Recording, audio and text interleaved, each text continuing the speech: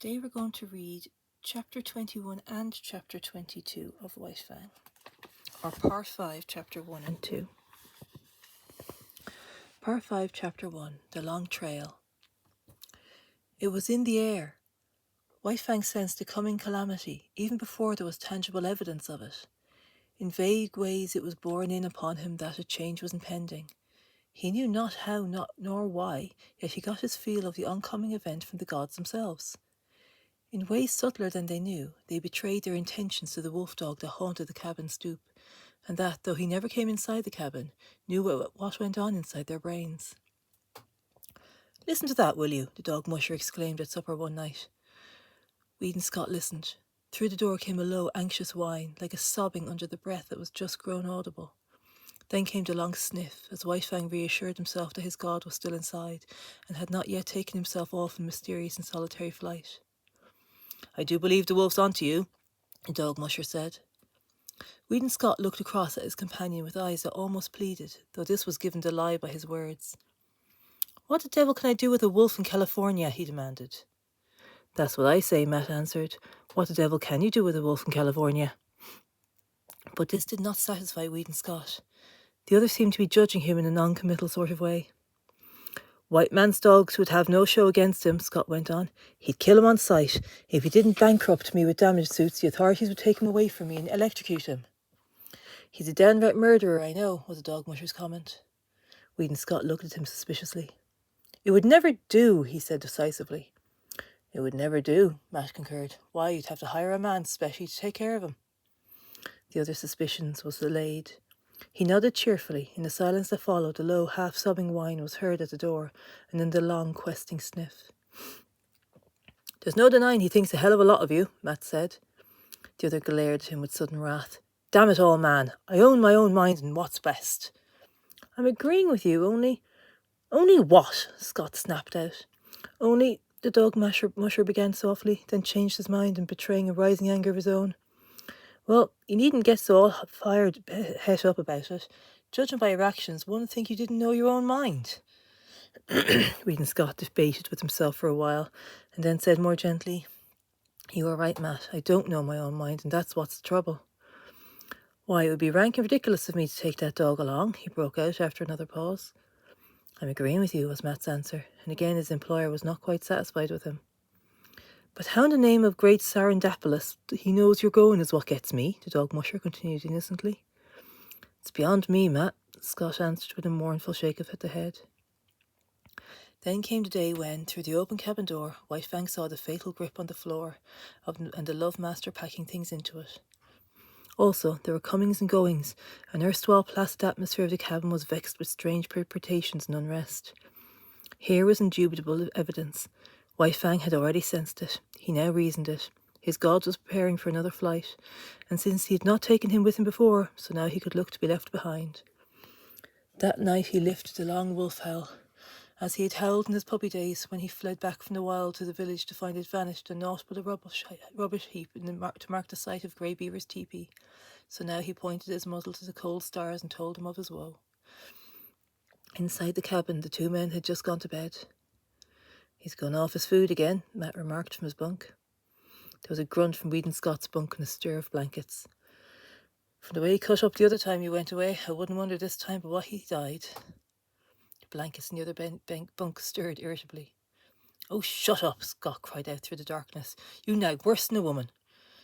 "I'm agreeing with you," the dog musher answered. And Weedon Scott was not quite sure whether or not the other had snickered. The next day, White Fang's anxiety and restlessness were even more pronounced.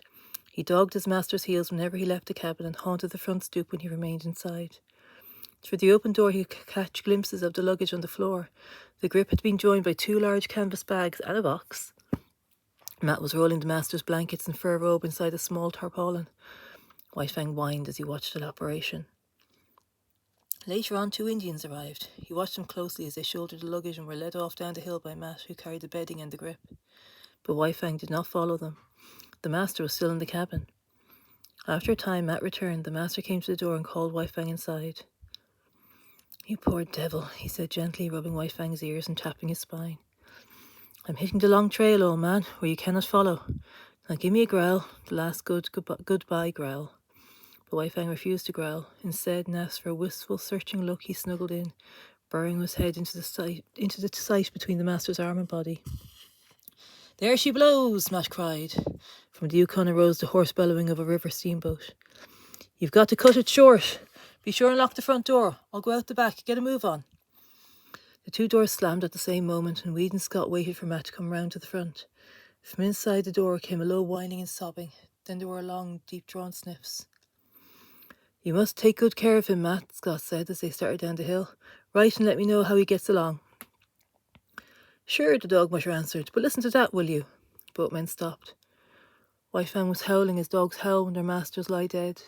He was voicing an utter woe, his cry bursting upward in great heartbreaking rushes, dying down onto quivering misery, and bursting upward again with rush upon rush of grief.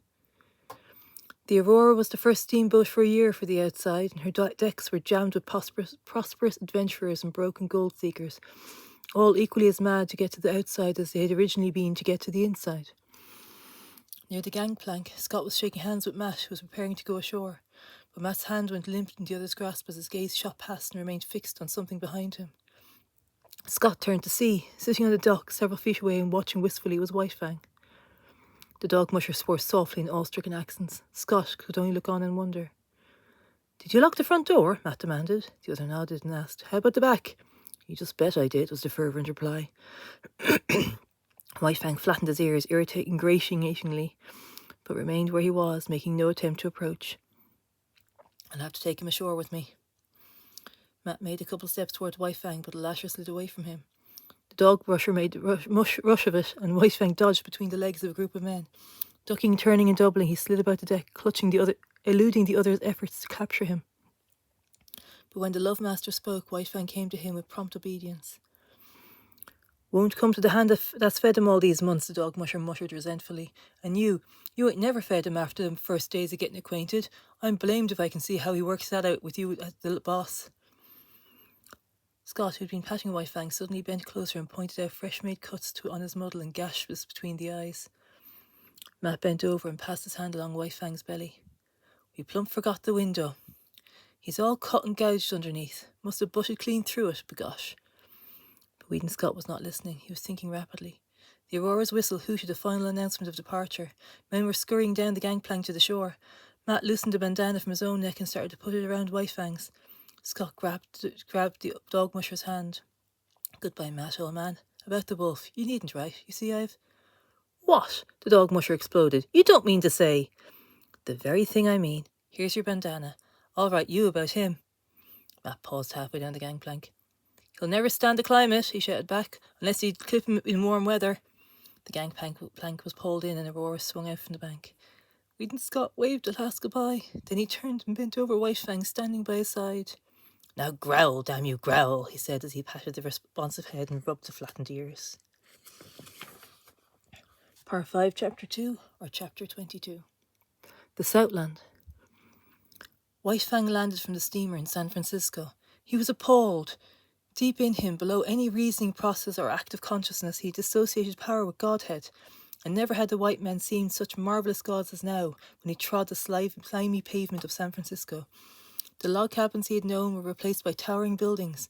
The streets were crowded with perils, wagons, carts, automobiles, great straining horses pulling huge trucks, and monstrous cable and electric cars hooting and clanging through the midst, screeching their incessant menace after the manner of the lynxes he had known in the northern woods.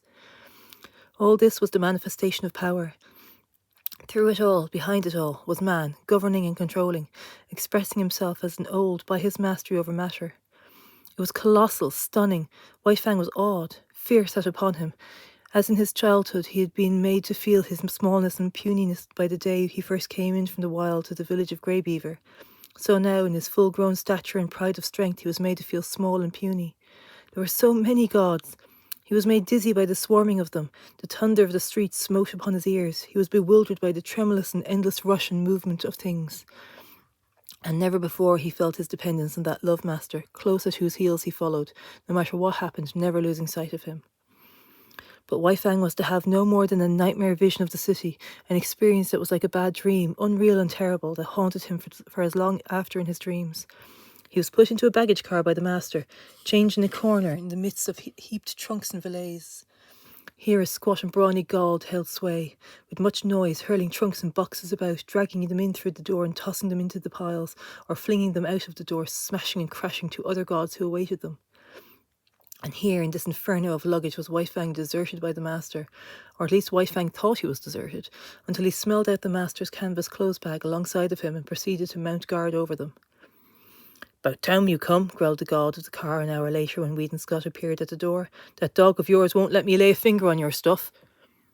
White Fang emerged from the car. He was astonished. The Nightmare City was gone. The car had been to him no more than a room in a house, and when he'd entered it in the city, it had been all around him. In the interval, the city had disappeared. The roar of it no longer dined upon his ears. Before him was smiling country, streaming with sunshine, lazy with quietude. But he had little time to marvel at the transformation. He accepted it as he accepted all the unaccountable doings and manifestations of the gods. It was their way. There was a carriage waiting. A man and a woman approached the master. The woman's arms went out and clutched the master around the neck. A hostile act.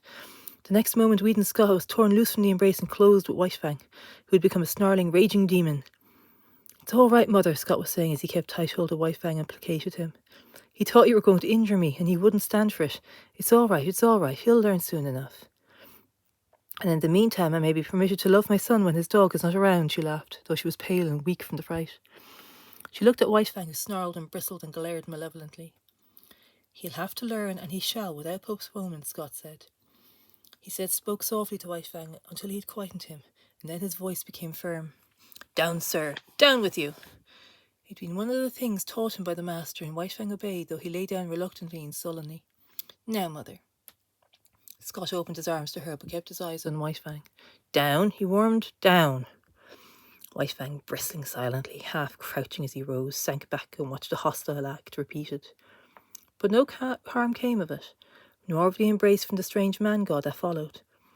Then the clothes bags were taken into the carriage, the strange gods and the love-master followed, and White Fang pursued, now running vigilantly behind, now bristling up to the running horses and warning them that he was there to see that no harm befell the god that they dragged so swiftly across the earth. At the end of 15 minutes, the carriage swung in through a stone gateway and on between a double row of arched and interlacing walnut trees. On either side stretched lawns, their broad sweep broken here and there by great sturdy-limbed oaks. In the near distance, in contrast with the young green of the tended grass, sunburnt hayfields showed tan and gold, while beyond there were tawny hills and upland pastures. From the head of the lawn, on the first soft swell of the valley level, looked down the deep porched many-windowed house. Little opportunity was given White Fang to see all this. Hardly had the carriage entered the grounds when he was set upon by a sheepdog, bright-eyed, sharp-muzzled, righteously indignant and angry. It was between him and the master, cutting him off. White Fang snarled no warning, but his hair bristled as he made a silent and deadly rush. This rush was never completed. He halted with an awkward abruptness, with stiff forelegs bracing himself against his momentum, almost sitting down on his haunches. So desirous was he of avoiding contact with the dog he was in the act of attacking. It was a female, and the law of his kind thrust a barrier between. For him to attack her would require nothing less than a violation of his instinct. But with the sheepdog it was otherwise. Being a female, she posed no such instinct. On the other hand, being a sheepdog, her instinctive fear of the wild, and especially of the wolf, was unusually keen. White Fang was to her a wolf, the hereditary marauder who had preyed upon her flocks from the time sheep were first herded and guarded by some dim ancestor of hers. And so, as he abandoned his rush at her and braced himself to avoid the contact, she sprang upon him. He snarled involuntarily as he felt her teeth in his shoulder, but beyond this made no effort to hurt her. He backed away, stiff-legged with self-consciousness, and tried to go around her. He dodged this way and that and curved and turned, but to no purpose. She remained always between him and the way he wanted to go. "Here, Collie," called a strange man in the carriage. Weed and Scott laughed. "Never mind, father. It is good discipline. White Fang will have to learn many things, and it's just as well that he begins now. He'll adjust himself all right." The carriage drove on, and still Collie blocked White Fang's way. He tried to outrun her by leaving the drive and circling across the lawn, but she ran in the inner and smaller circle and was always there, facing him with her 2 rows of gleaming teeth. Back he circled, across the drive to the other lawn, and again she headed him off. The carriage was bearing the master away. White Fang caught glimpses of it disappearing among the trees. The situation was desperate. He essayed another circle. She followed, running swiftly, and then suddenly he turned upon her. It was his old fighting trick. Shoulder to shoulder, he struck her squarely. Not only was she overthrown, so fast had she been running that she rolled along, now on her back, now on her side, as she struggled to stop, clawing gravel with her feet, crying shrilly her hurt pride and indignation. White Fang did not wait. The way was clear, and that was all he had wanted. She took after him, never ceasing her outcry. It was the straight away now, and when it came to real running, White Fang could teach her things. She ran frantically, hysterically, straining it to the utmost, advertising the effort she was making with every leap. And all the time, White Fang slid smoothly away from her, silently, without effort, gliding like a ghost over the ground. As he rounded the house to the porte cochere, he came upon the carriage. It had stopped, and the master was alighting. At this moment, still running at top speed, White Fang became suddenly aware of the attack from the side. It was a deerhound rushing upon him. White Fang tried to race it, but was going too fast and the hound was too close. It struck him on the side, and such was his forward momentum and the unexpectedness of it, White Fang was hurled to the ground and rolled clear over. He came out of the tangle a spectacle of malignancy, ears flattened back, lips wreathing, nose wrinkling, his teeth clipping together as the fangs barely missed the hound's soft throat. The master was running up, but was too far away, and it was Collie that saved the hound's life. Before White Fang could spring in and deliver the fatal stroke, just as he was in the act of springing in, Collie arrived.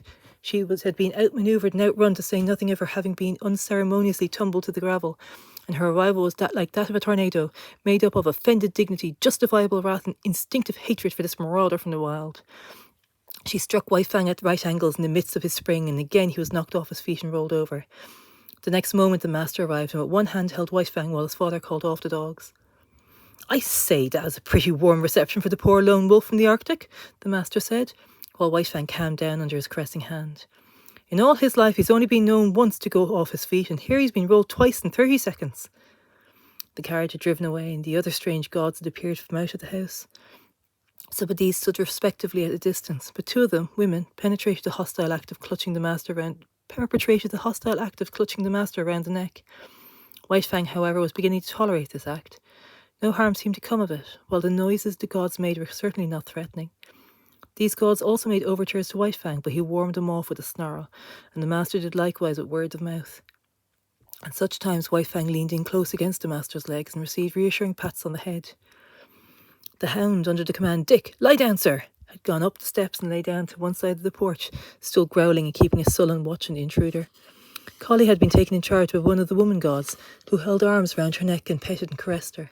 But Collie was very much perplexed and worried, whining and restless, outraged by the permitted presence of this wolf and confident that the gods were making a mistake.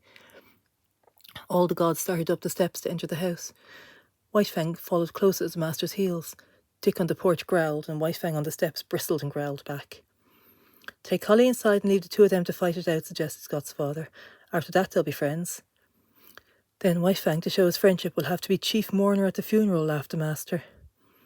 The elder Scott looked incredulously, first at White Fang, then at Dick, and finally at his son.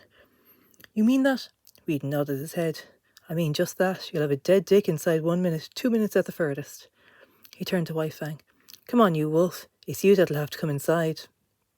White Fang walked stiff-legged up the steps and across the porch, the tail rigidly erect, keeping his eyes on Dick to guard against a flank attack, and at the same time prepared for whatever fierce manifestation of the unknown that might pounce upon him from the interior of the house. But no thing of fear pounced out, and when he'd gained the inside, he scouted carefully around, looking for it and finding it not. Then he lay down with a contented grunt at the master's feet, observing all that went on, ever ready to spring to his feet and fight for life with the terrors he must feel lurking under the trap roof of the dwelling.